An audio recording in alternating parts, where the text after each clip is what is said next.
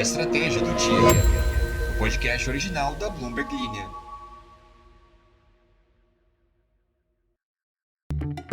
A oposição política da Venezuela rejeitou veementemente a decisão da autoridade eleitoral que apontou que Nicolás Maduro foi reeleito presidente do país e pediu a intervenção dos militares. Os Estados Unidos e alguns vizinhos latino-americanos também manifestaram preocupação com o resultado oficial. Maduro venceu a eleição de domingo com 51,2% dos votos contra 44,2% do rival Edmundo Gonçalves, segundo informou o Centro Eleitoral na madrugada de segunda-feira.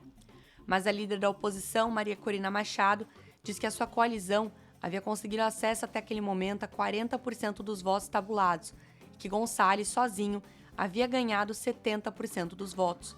Uma pesquisa de boca de urna realizada pela empresa norte-americana Edison Research também apontou uma vitória de Gonçalves por mais de 30 pontos percentuais, o que levou a suspeitas de que o governo Maduro teria adulterado a contagem de votos.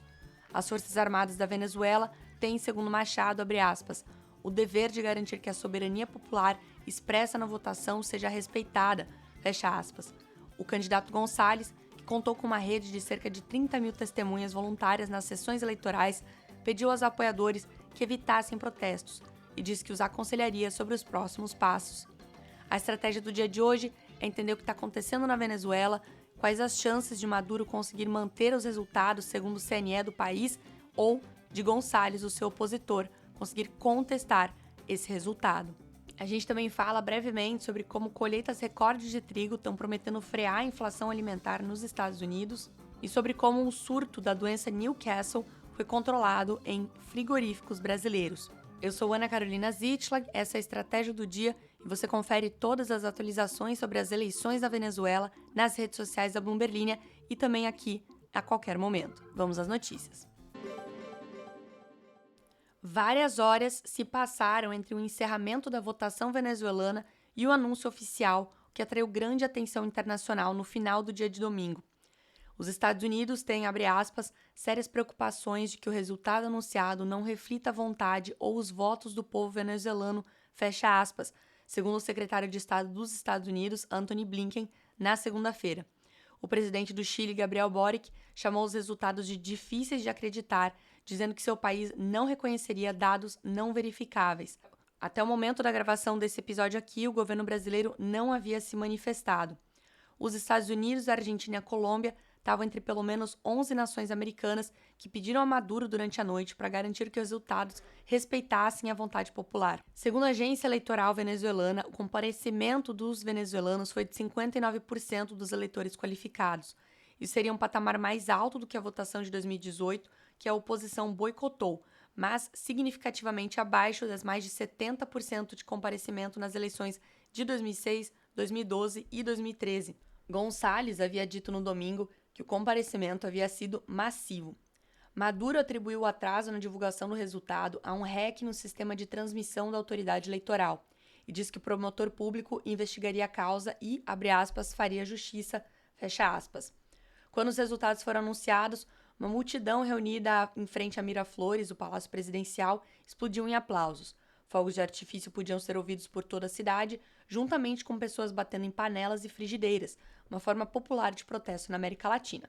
Maduro enfrenta agora o desafio de legitimar a votação tanto para o povo venezuelano quanto para o resto do mundo, dado histórico de repressão e de resultados fraudulentos do seu governo.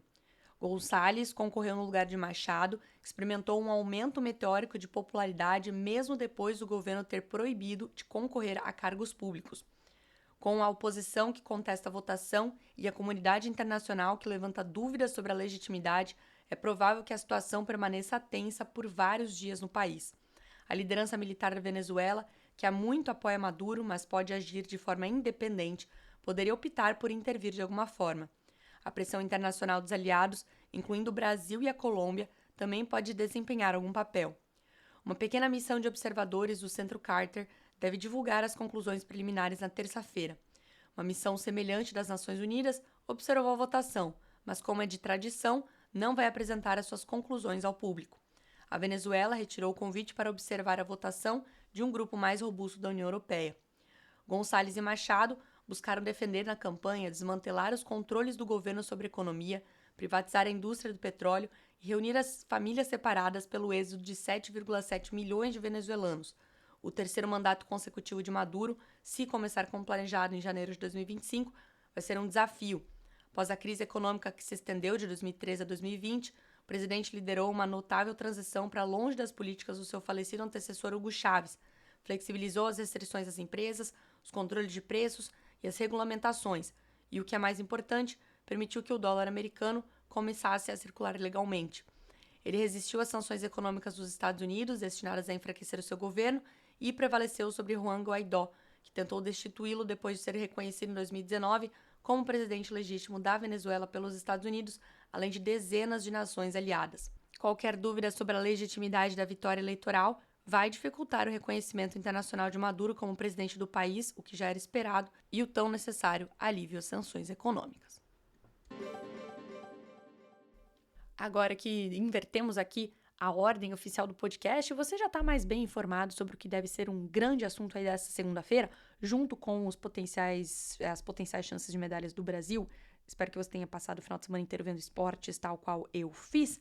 Vamos para outras notícias que você pode contribuir aí na conversa do cafezinho no trabalho, como, por exemplo, o surto da doença de Newcastle, que foi controlado, segundo o Ministério da Agricultura. Mas o que raios é uma doença de Newcastle que você nem sabia que existia, agora você está preocupado com isso? Um surto de uma doença em aves, que levou o Brasil a restringir as suas exportações de frango, foi resolvido. Ufa! O país notificou a Organização Mundial de Saúde Animal sobre a ausência de novas detecções da doença de Newcastle em granjas de aves e espera que os importadores suspendam as restrições às suas exportações, segundo o Ministério da Agricultura em um comunicado. A detecção do vírus Newcastle no Rio Grande do Sul na semana passada levou a uma série de restrições comerciais, incluindo a proibição total de exportações para a China, a União Europeia e a Argentina, que ameaçam reduzir os embarques totais de frango em até 15% enquanto estiverem em vigor. As ações da BRF, que é a maior exportadora de frango do Brasil, saltaram até 3,6% após a divulgação dessa declaração. Bom, e a gente vem falando aqui em vários episódios sobre como a escassez de chuvas ou os efeitos das mudanças climáticas têm ameaçado os preços de várias commodities, como o cacau e o café. Mas agora temos uma notícia um pouco diferente aqui. Colheitas recordes de trigo prometem frear a inflação alimentar nos Estados Unidos. As colheitas recordes na Dakota do Norte estão prestes a expandir ainda mais os suprimentos de grãos americanos e devem ajudar a conter a inflação de alimentos como bagels, aqueles pãezinhos, cujos preços haviam começado a subir novamente. Dezenas de comerciantes de trigo, moleiros e padeiros espalharam-se pelo estado em um tour anual das colheitas dessa semana. Eles encontraram campos de trigo exuberantes, densos com plantas altas e verdes. Os agricultores desfrutaram de uma estação de plantio na primavera que foi rápida e de chuvas abundantes em maio e junho, antes de um recente período de clima quente e seco. A principal variedade cultivada no estado, o trigo duro vermelho de primavera, deve render cerca de 3,66 toneladas por hectare, de acordo com dados finais desse tour que acabou na última quinta-feira. Isso representa um aumento de 15% em relação ao ano passado e está ligeiramente abaixo da projeção do Departamento de Agricultura dos Estados Unidos no início deste mês de 3,74 toneladas por hectare, o maior já registrado. A estimativa do tour também significaria o maior rendimento de todos os tempos no estado. Os agricultores americanos têm colhido safras abundantes de grãos, ajudando a reforçar os suprimentos globais. O maior exportador, a Rússia, vai ter uma colheita menor do que no ano passado, enquanto o calor brutal na União Europeia vai afetar os rendimentos de trigo e de milho. A Dakota do Norte compete com o Kansas como o maior produtor de trigo dos Estados Unidos. E chegamos ao final deste podcast. Lembrando que você sempre pode deixar a sua pergunta e o seu comentário disponíveis ali na caixinha de comentários do Spotify.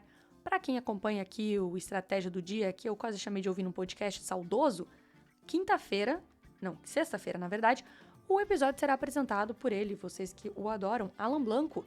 Ele estará aqui na quinta-feira quebrando um galho, em favor. E talvez essa participação aí fique mais comum e frequente nas próximas semanas, já que vocês acham esse menino tão bacana, ele estará aqui assumindo o lugar da apresentação.